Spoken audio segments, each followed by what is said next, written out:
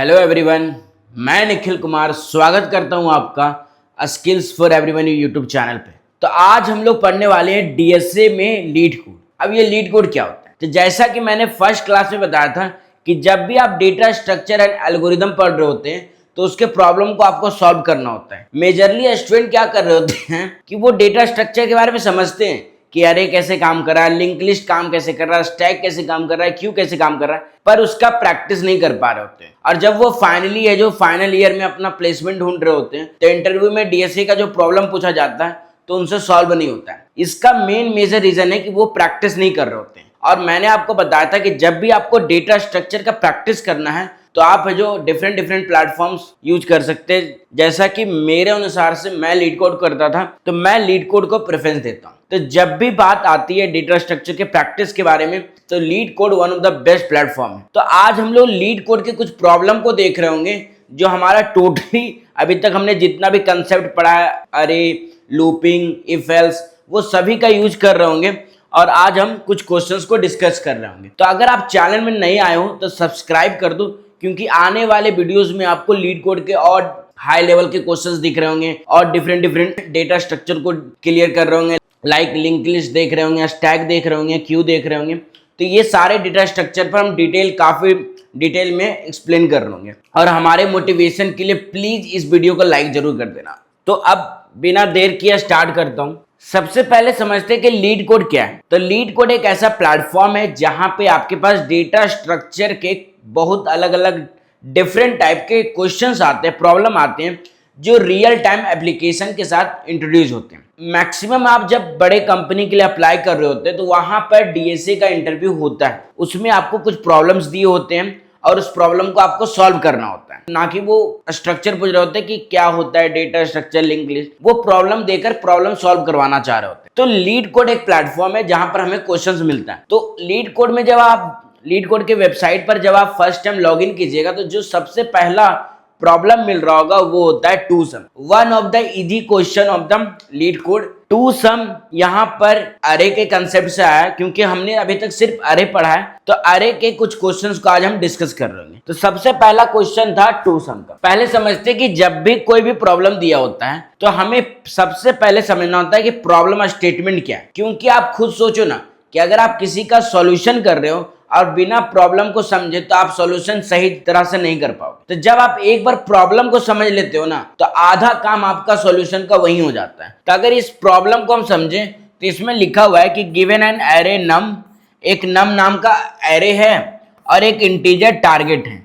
मतलब हमारे पास दो चीजें, एक अरे है जो नम नाम का है और एक टारगेट है जो इंटीजर टाइप का है। और हमें बोल रहा है return indices of the two number, दो नंबर का इंडिसेस यानी पोजीशन रिटर्न करो such that they add up to the target.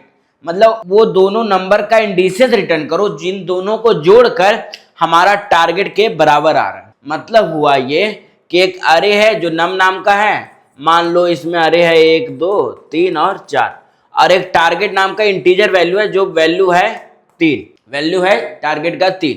और बोल रहा है वो दो नंबर मुझे बताओ जिन दोनों को जोड़कर 3 आ रहा है। तो अगर हम नॉर्मल जो मैथमेटिक्स की तरफ से एनालाइज करें तो इससे समझ में आ रहा है 1 और 2 को जोड़ देंगे तो 1 2 3 हो जाएगा। तो 1 2 3 हो जाएगा तो ठीक है। तो 1 और 2 का पोजीशन क्या है? 1 का पोजीशन 0th पोजीशन है क्योंकि एरे का इंडेक्स 0 से स्टार्ट होता है, और 2 का पोजीशन 1 है। तो 0 और 1 पोजीशन इसको रिटर्न करना। तो ये है जो इस क्वेश्चन का मतलब है। इसका अगर एग्जाम्पल इनपुट भी दिया गया है, क्योंकि हमारे लीड कोड में है जो एग्जाम्पल इनपुट भी दिया होता है कि अलग अलग इनपुट वो दे रहे होते हैं। तो यहाँ पर एग्जाम्पल दिया हुआ है 2 7 11 15, एक नाम का एरे बनाया है, टारगेट 9 है। अब बोल रहा है 9 कौन दो एलिमेंट को जोड़कर आ जाएगा? तो सिंपल, अगर हमको देखने में लग रहा है 2 और 7 को जोड़कर 9 आ जाएगा। तो इसका पोजीशन क्या है? 0 और 1। तो यही है जो आउटपुट आ रहा है। तो अब हम इसको सिंपल, आज हम जो भी क्वेश्चन डिस्कस कर रहे होंगे सबसे सिंपल मेथड जिसको हम बोल रहे हैं ब्रूट फोर्स मेथड। हम अभी कॉम्प्लेक्सिटी पर ध्यान ना देकर प्रॉब्लम को समझ के उसको एनालाइज करके उसको सॉल्व करने पर ध्यान दे रहे होंगे। जब धीरे धीरे आपका लॉजिक बिल्डिंग हो रहा होगा उसके बाद हम एक्सप्लोर कर रहे होंगे कॉम्प्लेक्सिटी पे कि कैसे इसको रिड्यूस करें, इस प्रॉब्लम को सॉल्व करने का कैसा टेक्निक हम पहले तोड़ें। क्योंकि जब आप एक बार प्रॉब्लम को समझ के छोटा भी सॉल्यूशन बना रहे होते हो, चाहे वो सॉल्यूशन हो रहा है और बड़े मेथड से हो रहा है या बड़ा अलग प्रोसेस, लंबा प्रोसेस हो रहा है, तो उससे मैटर नहीं करता। सबसे पहले मैटर करता है कि आप एक सॉल्यूशन करो, ताकि आप एनालाइज कर सको, प्रॉब्लम थिंकर बन सको कि कैसे लॉजिक काम कर रहा होगा। तो अगर हम इस प्रॉब्लम को समझे बहुत ही इजी वर्ड में, तो हुआ ये है कि हम ऐसा कर सकते हैं कि सबसे पहले मुझे टारगेट पता है कि टारगेट कितना दिया हुआ है, तो हम एक काम करते हैं कि हम एक लूप चलाते हैं जो स्टार्ट कर रहा होगा हमारा फर्स्ट इंडेक्स। अब एक बार जब लूप चला रहे होंगे तो एक लूप तो इसके लिए चल रहा होगा जो फर्स्ट लूप होगा, और वो जो स्टार्ट कर रहा होगा 0th पोजीशन से, लेकिन बाकी इसका एक लूप अलग से चल रहा होगा, इसका अलग से चल रहा होगा। मतलब जो इंडेसेस पर करंट चल रहा है उसको छोड़ के नेक्स्ट सारा का एक अलग से आइट्रेशन बन रहा होगा, तो ये बन रहा है सेकेंड लूप। तो हम यूज करेंगे यहाँ पर 2 लूप, जिसमें पहला लूप मतलब हर एक एलिमेंट पर हम चेक कर रहे होंगे सारे एलिमेंट का वैल्यू, और उन दोनों को जोड़कर अगर टारगेट के बराबर आ रहा होगा तो हम उस तरह से कोड को चला रहे होंगे।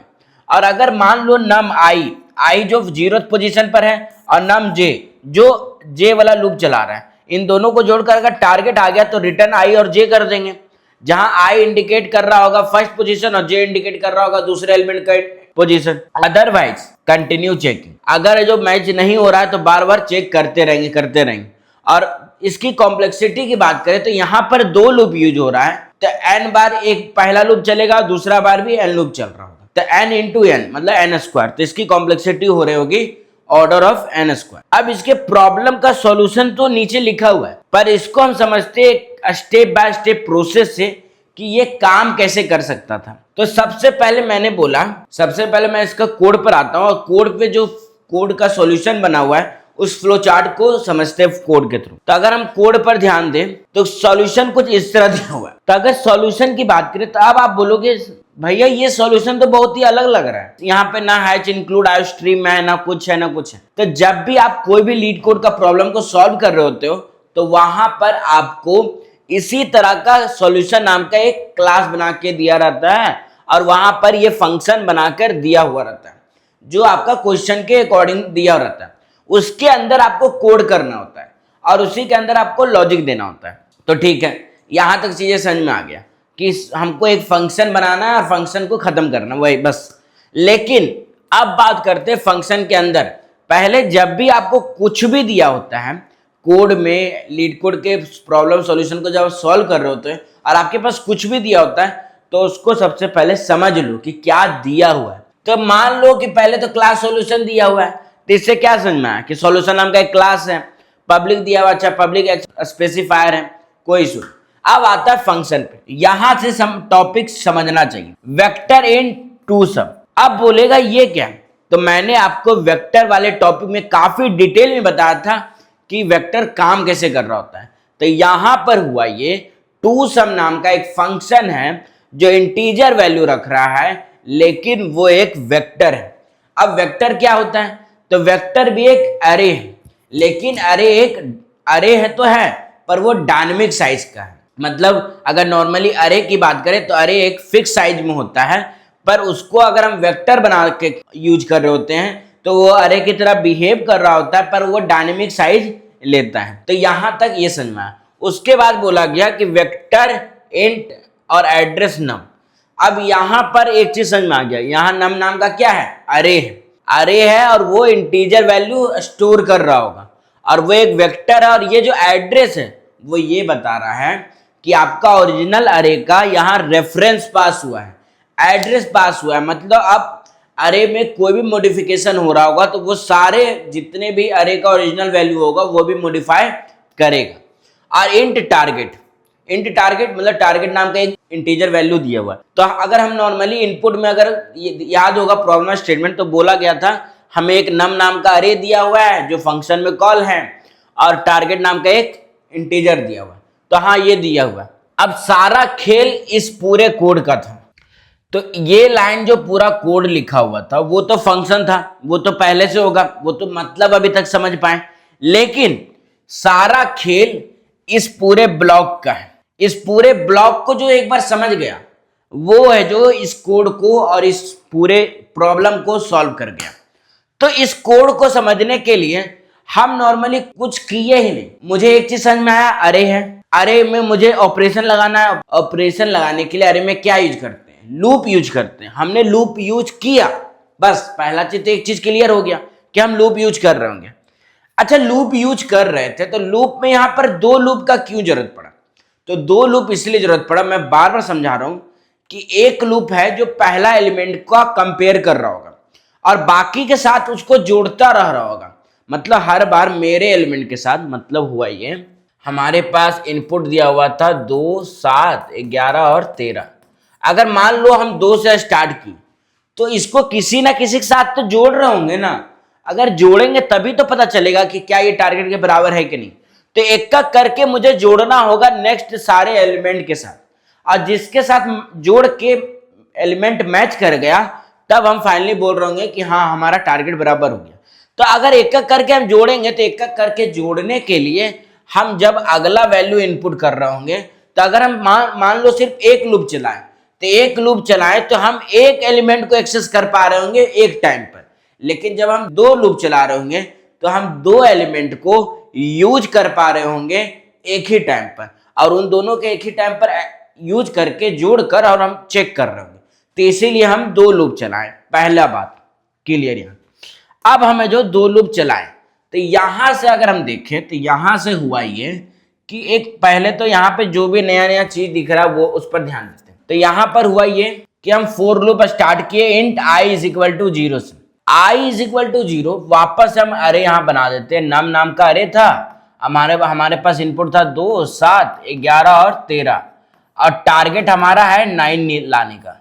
टारगेट हमें दिया हुआ था 9। तो इसका अगर पोजीशन की बात करें तो इसका पोजीशन है 0, इसका पोजीशन है 1, इसका पोजीशन है 2 और इसका पोजीशन है 3। पहली बात। अब ये 0 से ये क्यों पोजीशन है? क्योंकि मैंने आपको बताया था कि अरे का इंडेक्सिंग पोजीशन स्टार्ट हो रहा होता है 0 से, तो हमने 0 से स्टार्ट किया। Very good. अब यहां पर i इज इक्वल टू 0 चला, तो i इज इक्वल टू 0 चला मतलब अरे यहां से स्टार्ट हुआ। पहला बात। उसके बाद बोला i को लेस देन चलाओ नम डॉट साइज तक। अब यहां पर एक कंफ्यूजन आ गया, ये क्या है नम डॉट साइज? तो मैंने आपको वेक्टर के टॉपिक में काफी डिटेल में समझाया था कि साइज नाम का एक फंक्शन होता है जो हमें बता रहा होता है कि नम में टोटल कितना साइज है, कितने एलिमेंट हैं। तो अगर इसकी बात करें नम डॉट साइज की, तो इसमें टोटल एलिमेंट कितना है? 4 है। तो यहां पर नम डॉट साइज का वैल्यू आ रहा होगा, नम डॉट साइज का वैल्यू आ रहा होगा 4। तो यहां पर जाकर स्टोर हुआ हमारे पास 4। परफेक्ट। अब है जो, अब यहां पर i का वैल्यू क्या है? 0। अब यहां से एक एक करके हम एक एक स्टेप चलेंगे। फर्स्ट बार में जब i का वैल्यू 0 था, तब फर्स्ट टाइम क्या हुआ? i का वैल्यू 0 था, तो i क्या 4 से छोटा है? क्या 0 4 से छोटा है? हाँ छोटा है।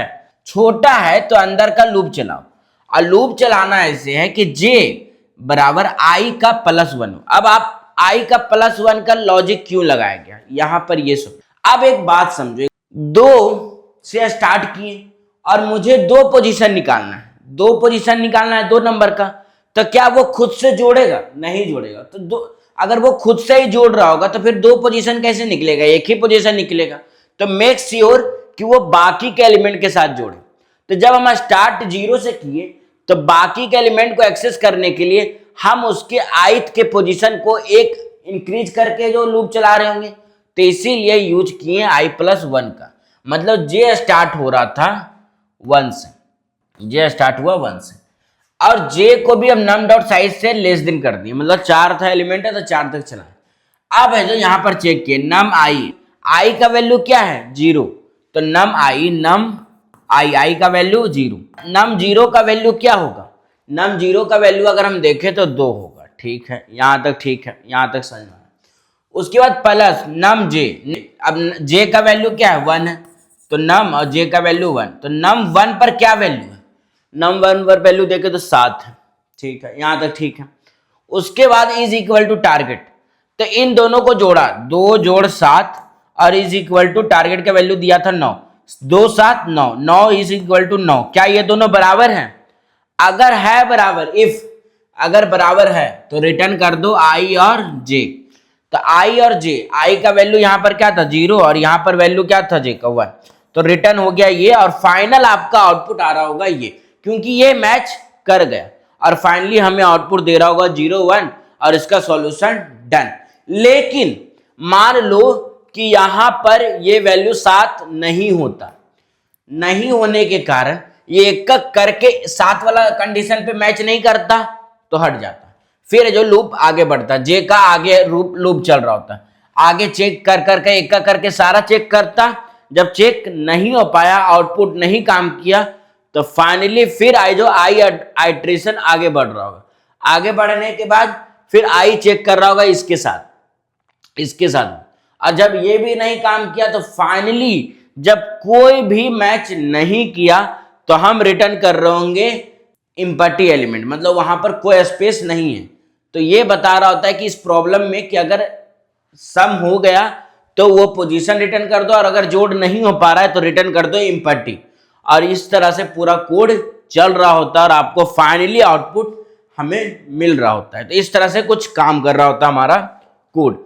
तो अगर हम इस प्रॉब्लम को एनालाइज करें तो ये प्रॉब्लम बड़ा इजी था, प्रॉब्लम कुछ नहीं था, प्रॉब्लम ये था कि दो एलिमेंट को जोड़ो और जो टारगेट के बराबर चेक कर लो। हमने दो लूप चलाया, एक लूप चलाया जो पहला एलिमेंट से एक्सेस कर रहा था और दूसरा लूप बाकी एलिमेंट को एक्सेस करने के लिए था, क्योंकि दोनों एलिमेंट को एक साथ जोड़ना था। तो अगर एक ही साथ हमको दो एलिमेंट को एक्सेस करना है तो हमने नेस्टेड लूप का यूज किया और सारा काम फिर प्लस वाला इफ एल्स कंडीशन लगा के काम खत्म किया। तो इस तरह से कुछ काम कर रहा होता है। अब है जो एक और क्वेश्चन की बात कर रहे होते हैं, दूसरा क्वेश्चन है best time to buy and sell stock. अच्छा, आज के क्वेश्चन जितने भी हैं वो तो सबसे पहले इजी लेवल के, दूसरा वैसे क्वेश्चन है जो मेजरली कंपनीज पूछती हैं, क्योंकि ये सब ऐसे टॉपिक है, ये सब ऐसे क्वेश्चन है जो मेजरली बार बार रिपीट हो रहा होता है हमारे इंटरव्यू के एग्जाम में। तो अब बात करते हैं कि best time to buy and sell stock, इस प्रॉब्लम को समझने का प्रयास करते हैं। तो इस क्वेश्चन को अगर हम पढ़ें तभी समझ में आ जाता है कि कौन सा टाइम है जो खरीदने का है और उसके बाद बेचने का है। मतलब मान लो कोई स्टॉक हम खरीदें ट्रेडिंग ऐप में, 5 रुपये में हम कोई वैल्यू स्टॉक पे खरीदें और उसको हम बेच रहे हैं 150 रुपये में, तो मेरे को प्रॉफिट कितना हुआ 145 रुपये का। मान लो हम 150 की जगह 500 में बेच देते हैं तो उस समय बेनिफिट कितना होता है 495 का। तो वही हमें बोलना है, वही हमको चेक भी करना है कि हमें कौन सा टाइम होता है खरीदने का और किस टाइम हम बेचें तो सबसे ज्यादा हमें प्रॉफिट हो। तो अगर इसका प्रॉब्लम स्टेटमेंट देखें तो इसमें बोला गया है यू आर गिवन एन अरे, एक अरे दिया हुआ है where prices i is on the price day i, मतलब बोल रहा है प्राइस नाम का एक अरे दिया हुआ है। प्राइस नाम मतलब एक स्टॉक का प्राइस, डिफरेंट दिन डिफरेंट उसका वैल्यू, पहली बात ये दिया हुआ है। और बोल रहा है find maximum profit from one buy and one sell, और बोल रहा है कि एक बार खरीदना है और सिर्फ एक बार ही बेचना है। तो बताओ भाई कि सबसे ज्यादा प्रॉफिट आपको कितना होगा। अब सोचो, क्वेश्चन देखो कितना अलग ही लॉजिकली है। मतलब बोल ये रहा है, अगर हम इसको रिलेट करते हैं नॉर्मली अपने स्टॉक वाले ट्रेडिंग एप्लीकेशन से, वहां पर इस तरह का लॉजिक डेली यूज हो रहा होता है कि भाई कोई इंसान ने अगर स्टॉक खरीदा तो उसको किस टाइम बेचना चाहिए और किस टाइम उसको नहीं बेचना चाहिए या किस टाइम उसको खरीदना चाहिए ताकि उसको ज्यादा प्रॉफिट हो सके। ये एप्लीकेशन में पहले से इंट्रोड्यूस होता है, पर उसको बनाने का काम हमारा डीएसए के प्रॉब्लम सॉल्विंग के लॉजिक से बन रहा होता है, जो हम और आप जैसे इंजीनियर उसको बना रहे होते हैं। तो इसीलिए इस क्वेश्चन को अगर आप समझ गए और इसके लॉजिक को समझ गए तो काम आपका आराम से बन सकता है, क्योंकि जब आप एक बार प्रॉब्लम के स्टेटमेंट को एनालाइज करके उसका सॉल्यूशन बना लेते हो ना एल्गोरिदम के हेल्प से, तो कोड में तो कन्वर्ट करना इजी हो जाता है। तो अब बात करते हैं इसके इनपुट को ध्यान देते हुए। तो अगर इनपुट की बात करें तो इनपुट हमें दिया हुआ है प्राइस नाम का एक अरे जिसमें 7 1 5 3 6 4, ये हमें बता रहा है कि प्राइस है वो स्टॉक का, और आउटपुट हमें फाइनल लाना है 5। इनपुट भी दिया होता है लीड कोड में और आउटपुट भी बताना होता है कि यही आएगा, इसके अलावा नहीं आएगा। तो हमें 5 इनपुट लाना है। ओके, तो अब इसके हम थोड़ा सा सॉल्यूशन पर ध्यान दे रहे होते हैं कि सॉल्यूशन ये काम कैसे कर रहा होगा। तो सबसे पहले हम प्राइस नाम का एक अरे दिया हुआ है, तो ले लो भाई क्या क्या दिया हुआ है 7 1 5 3 और 6 और 4। ठीक है, यहां तक समझ में आया। अच्छा, अब इस प्रॉब्लम का स्टेटमेंट को सॉल्यूशन कैसे कर रहे होंगे? मान लो हम यही कर सकते हैं कि एक एक करके हमको खरीदना होगा और एक एक करके चेक करना होगा कि कितना रुपया हमको बच रहा है, और जिसमें हमको लगेगा कि सबसे ज्यादा बच रहा है वहां पर हमें जो काम खत्म कर रहे होंगे। तो हम वापस से एनालाइज कर रहे होंगे स्टार्टिंग से, क्योंकि कोई भी स्टेप हम मिस नहीं करना चाहते। और एक एक करके हम जब 7 रुपया वाला से उठाएंगे प्राइस को, और ये जो स्टार्टिंग इंडेक्स होगा जो 0th पोजीशन पर है उसको हम कंपेयर कर रहे होंगे बाकी सारे एलिमेंट्स से। तो यहां पर एक चीज समझ में आ जाना चाहिए, अच्छा ये तो टू सम प्रॉब्लम जैसा है कि फर्स्ट एलिमेंट को उठा रहे हैं और उसको कंपेयर कर रहे हैं सबके साथ। क्यों कंपेयर कर रहे हैं? क्योंकि कंपेयर करेंगे तब हमको मैक्सिमम कैसे पता चल रहा होगा कि मैक्सिमम पैसा कैसे कमाएं। मैक्सिमम पैसा तब आपको पता चलेगा जब आप दो एलिमेंट को कंपेयर कर रहे होगे। कंपेयर दो एलिमेंट को करना है तो आपको एक ही टाइम पे दोनों एलिमेंट को चाहिए, तभी ना कंपेयर करोगे। और वही कंपैरिजन जब एक ही टाइम पे ही करना है तो उस कंपैरिजन करने के प्रोसेस के लिए दो एलिमेंट को चाहिए, और दो एलिमेंट चाहने के लिए हमें दो लूप यानी नेस्टेड लूप का यूज करना होगा। तो यहां तक एक चीज क्लियर कि नेस्टेड लूप आएगा ही आएगा। उसके बाद जब इसको हम कंपेयर कर रहे होंगे एक एक करके सबके साथ और चेक कर रहे होंगे कि कहां पर हम बेचे तो कितना रुपया हमको मिलेगा, ये लॉजिक चल रहा होगा। अच्छा, इसको सॉल्व करने के लिए अगर टेक्निक देखें तो हम वापस से बोल रहा हूं ब्रूट फोर्स हम यूज करने वाले। ये बढ़िया मेथड नहीं होता, ऑप्टिमाइज मेथड नहीं होता है, इससे कॉम्प्लेक्सिटी हाई होती है। बट अभी आपका सिर्फ ध्यान होना चाहिए सॉल्यूशन पर कि सॉल्यूशन बन कैसे रहा। तो इसको हम क्या कर रहे होंगे, हर बार हम हर पेयर को चेक कर रहे होंगे जहां पर j ग्रेटर देन i होगा। मतलब जब भी j का वैल्यू इन द सेंस जो नेस्टेड लूप यूज कर रहे होंगे और दूसरा जो बाकी का एलिमेंट होगा वो अगर i से बड़ा होगा तो हम हर चीज चेक कर रहे होंगे। और प्रॉफिट को कैसे चेक कर रहे होंगे, जो हमारा प्राइस का वैल्यू होगा और वो प्राइस के i के एलिमेंट के साथ घटा रहे होंगे, यही तो होगा। एक बार हम जो बाय कर रहे हैं प्रॉफिट कैसे पता चलता है, जो हम सेल किए उसको अगर हम बाय के साथ घटा दें तो आपका प्रॉफिट निकल जाता है। तो जो बाकी का जो एलिमेंट है जो हम इंडेक्स पर हैं, जो इंडेक्स पर हम स्टार्टिंग में हैं, वो आपका क्या होगा, प्राइस का वैल्यू होगा। और जो बाकी का एलिमेंट होगा, जो बाकी का वैल्यू होगा वो क्या होगा, आपका सेल का वैल्यू होगा, क्योंकि पहले आपको खरीदना होगा उसके बाद ही बेचोगे। तो जब आप पहला एलिमेंट पे खरीद लिए तो बाकी से कंपेयर कर रहोगे कि कितना पर बेचें तो हमें प्रॉफिट हो जाए, ऐसा कर रहे होंगे। और इसको हम ट्रैक कर रहे होंगे मैक्स प्रॉफिट के नाम पर, और इसको हम एक एक करके ट्रैक कर रहे होंगे कि हमको कितना रुपया भी मिल रहा है। तो कुछ इस तरह से काम कर रहा होगा। तो अगर इसका हम वापस से कोड पर ध्यान दें तो ये फर्स्ट लाइन तो अब मैं समझाऊंगा नहीं कि इंट मैक्स प्रॉफिट क्या है। अब कॉस एक फंक्शन है इंटीजर टाइप का, मैक्स प्रॉफिट नाम का फंक्शन है, उसके अंदर एक वेक्टर टाइप का अरे बनाया हुआ है, डायनेमिक अरे प्राइसेस नाम का, और वो एड्रेस लिया हुआ है, मतलब प्राइसेस में जो भी अरे में डिफरेंस हो रहा होगा वो सब जगह दिख रहा होगा। Very good. अब इसका फ्लो चार्ट पर ध्यान देते हैं। इसमें अगर एक एक करके स्टेप समझे तो देखो हुआ क्या। अगर हम इसका एक बार इनपुट अगर हम देख ले कि इनपुट क्या था, तो इनपुट हमारा था 7 1 5 3 6 और 4, ऐसा कुछ है। अब इस प्रॉब्लम को एकदम एनालाइज करना बच्चों की तरह, एकदम बच्चा वाला क्वेश्चन समझ के आना। भाई हमको इस क्वेश्चन में कुछ करना ही नहीं है। इस क्वेश्चन में हमको बस कंपेयर कर देना, बता देना है कि हम कब है जो खरीद ले और कब हम बेच दे तो हमको सबसे ज्यादा पैसा आ जाए, बस यही करना। लेकिन खरीदना एक ही बार और एक ही बार बेचना है। तो एक करके चेक कर रहे होंगे, तो हम स्टार्ट कर रहे होंगे 7 से। परफेक्ट। 7 रुपये में अगर मानो हम खरीदें फर्स्ट एलिमेंट पे, अभी हम फर्स्ट इंडेक्स से शुरू कर रहे हैं, ठीक है।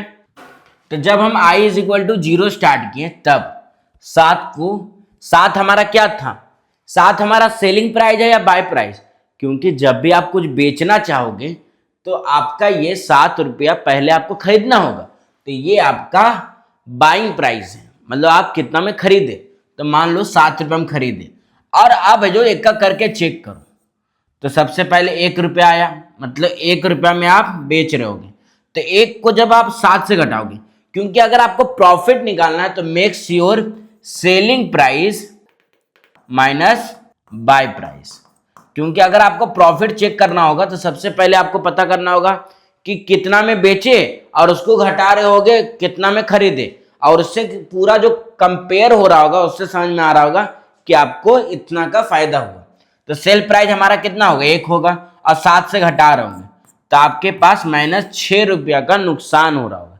लेकिन यहां पर हम एक यूज कर रहे होंगे एक वेरिएबल जिसका नाम होगा मैक्सिमम। मैक्सिमम नाम का एक टेम्पोररी वेरिएबल होगा जो 0 रुपया के बराबर होगा। तो अब है जो यहां तक एक चीज हुआ ये कि जब हम 1 रुपया में बेचे तो -6 रुपया का नुकसान हुआ। अब एक बात बताओ, 0 बड़ा या -6 बड़ा? 0 बड़ा या -6 बड़ा?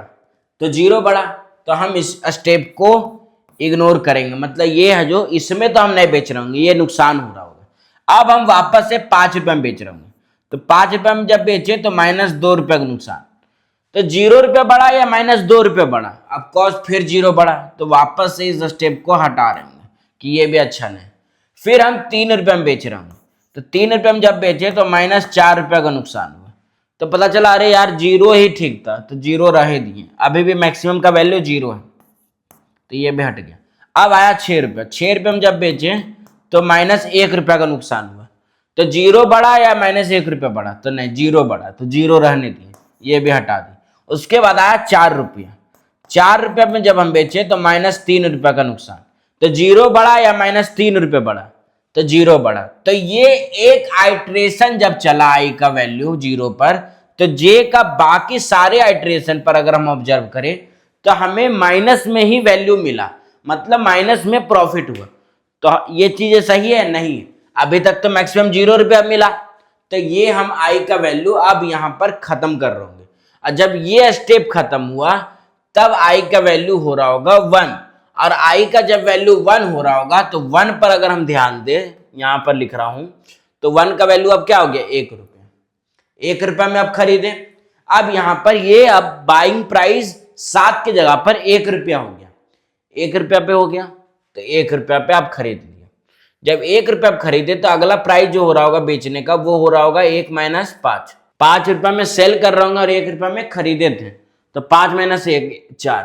अब यहां पर मुझे दिखा अच्छा 4 रुपये का बेनिफिट हो, रुको, तो 0 बड़ा कि 4 बड़ा? तो 4 बड़ा। अब मैक्सिमम का वैल्यू कर दो 4, तो यहां पर हमको प्रॉफिट दिखा 4 रुपये का। लेकिन रुको, अभी और भी है, 3 - 1, तो 3 - 1 किए तो 2 रुपये का बेनिफिट हुआ। तो 4 बड़ा या 2 बड़ा? तो नहीं, 4 ही बड़ा, तो 4 ही रहने दो। फिर आया 6 - 1, 6 - 1 = 5, तो 6 में से 1 घटाएं तो 5 बचा, तो 5 बड़ा कि 4 बचा? तो 5 बड़ा, तो 5 रुपया का बेनिफिट हुआ। उसके बाद 4 - 1 करेंगे, तो 4 - 1 किए तो 3 रुपया, तो 5 बड़ा या 3 बड़ा? तो 5 बड़ा, तो 5 रुपया का बेनिफिट हुआ दूसरे स्टेप तक। यहां तक 5 रुपया का बेनिफिट हो पा रहा था।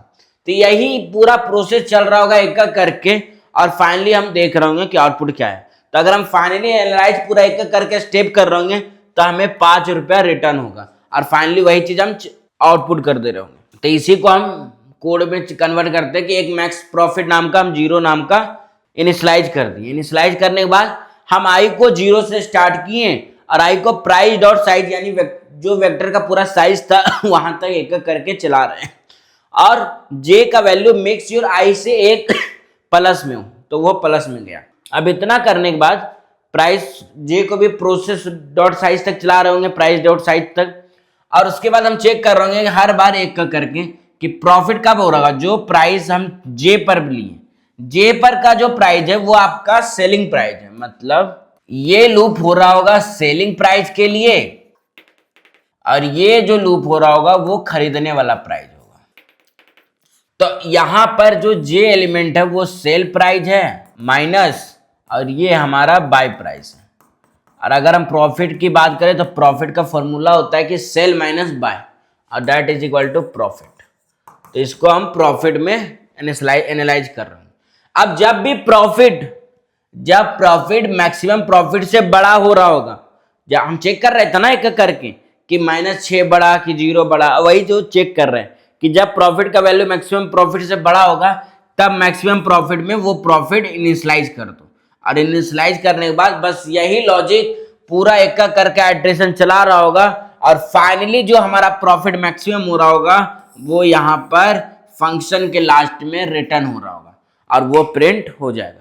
तो इसी लॉजिक पर ये पूरा कोड काम कर रहा था।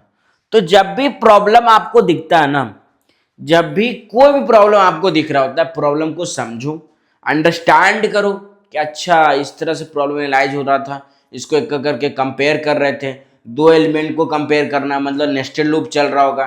तो ये जो पैटर्न आप खोज रहे होगे, तो आपको जब आने वाला क्वेश्चन आ रहा होगा लाइक एग्जाम में या इंटरव्यू के एग्जाम में, आपके पास अलग अलग टाइप के क्वेश्चन इंटरव्यू में पूछ सकते हैं। तो जब आपको पैटर्न पता होता है ना कि अच्छा ऐसा ऐसा कुछ करना है, तो आपके पास लॉजिक अपने आप आ रहा होता है, अच्छा ये बिल्डअप कर सकते हैं, ये कुछ कर सकते हैं, ये कंसेप्ट यूज करके हम उसको सॉल्व कर सकते हैं। तो इस तरह से आपको बनाना होता है। अब हम पढ़ने वाले तीसरे क्वेश्चन की ओर। इसमें बोला गया है प्रोडक्ट ऑफ अरे एक्सेप्ट सेल्फ, मतलब बोल रहा है सिंपल क्वेश्चन, सबसे सिंपल, कि भाई खुद को छोड़कर बाकी सारे एलिमेंट को जोड़ दो। सिंपल अगर इसका समझे तो एक अरे दिया हुआ है नम नाम का, और एक रिटर्न करना, एक अरे रिटर्न करना जो आंसर नाम का अरे हो, और उसमें आंसर में सारा प्रोडक्ट ऑफ सारे एलिमेंट हो एक्सेप्ट नम डॉट आई, मतलब खुद के साथ ऐड ना हो। और बोल रहा है डिवीजन का यूज नहीं करना है। तो हुआ क्या, अगर इसका एग्जांपल का क्वेश्चन इनपुट देखें तो 1 2 3 4 दिया हुआ है, ठीक है। जब आई का वैल्यू 1 पर हो तो बाकी 3 को जोड़ो, तो 4 तिया 12 दूनी 24, तो 24 आया। फिर आई का वैल्यू 2 पर गया तो 2 को हटाकर सब कुछ गुना करो, तो 4 तिया 12 गुने 1 तो 12। फिर जो आई का वैल्यू 3 पर गया तो 4 दूनी 8 माइनस 8 गुने 1 तो 8 हुआ, तो 8 आया। फिर यहाँ पर जब 4 पर वैल्यू गया तो 3 दूनी 6 गुने 1 तो 6 आया। तो मतलब एक चीज समझ में आया, जब भी आई का वैल्यू 1 का करके मूव हो रहा होगा like i equal to 0, i equal to 1, i equal to 2 और आई इक्वल टू 3, तो जो आई का वैल्यू होगा उसको इग्नोर कर देना, बाकी सबको गुना कर देना, बस यही एक रूल है। तो एक चीज ये भी गौर करेंगे कि आई इक्वल टू 0 है तो यहां से चल रहा होगा, गुना करने के लिए हमें बाकी एक और लूप चलाना पड़ेगा जो इंटरनली चल रहा होगा। जब ये पैटर्न दिखता है ना कि स्टार्ट एक से होगा और आगे फिर एक एक करके गुना भी तो करना है, तो वापस से सोच आ जाना चाहिए नेस्टेड लूप, आई 0 से स्टार्ट हो रहा है और जे आई प्लस 1 से स्टार्ट हो रहा होगा। तो अगर इस पर हम कोड पर ध्यान दें तो डायरेक्ट कोड पर जा रहे होंगे, और अगर हम वापस से ध्यान दें तो कुछ नहीं किए, बस वही किए, आई को 0 से स्टार्ट कर रहे होंगे, एन नाम का एन तक चला रहे होंगे। अच्छा, प्रोडक्ट इज इक्वल टू 1 क्यों लिखे, तो 1 इसलिए लिखे क्योंकि मैंने आपको बताया था कि जब आप 0 से इनिशियलाइज कर देते हो तो आपको जब गुना करना होता है तो 0 से गुना करने पर 0 आ रहा होता है, तो इसलिए कोई वैल्यू है जो हमें डिस्ट्रैक्शन ना कर पाए, इसलिए प्रोडक्ट का वैल्यू 1 दे रहे होते हैं ताकि गुना करने पर एक का वैल्यू सेम ही हो रहा होगा। तो जे को भी इनिशियलाइज कर रहे होंगे 0 से और एन तक चला रहे होंगे, और जब भी आई और जे का वैल्यू मैच कर रहा होगा, जब आई मतलब ऐसे समझो 1 2 3 4 ये वैल्यू था, तो अगर 0 से इनिशियलाइज किए और ये भी जे का वैल्यू यहीं से स्टार्ट कर रहे हैं, तो ये दोनों जब बराबर होगा तो ये स्टेप गुना नहीं होगा।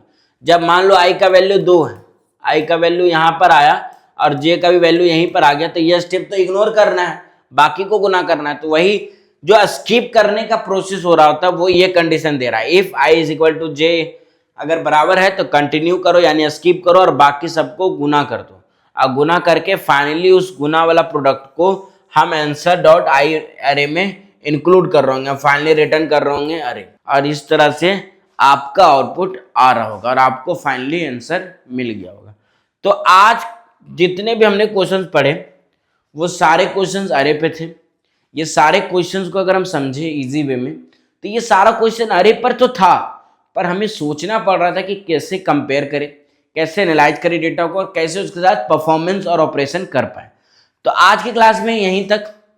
अगर वीडियो अच्छा लगा हो तो लाइक कीजिए और हमारे सपोर्ट के लिए प्लीज़ कमेंट कीजिए, और अगर आपको सच में चाहिए लीड कोड के और भी प्रॉब्लम के आंसर सॉल्यूशंस तो आप हमें कमेंट करके कमेंट बता सकते हो कि भैया और भी चाहिए। तो तब तक के लिए take care, keep coding and keep learning. Thank you.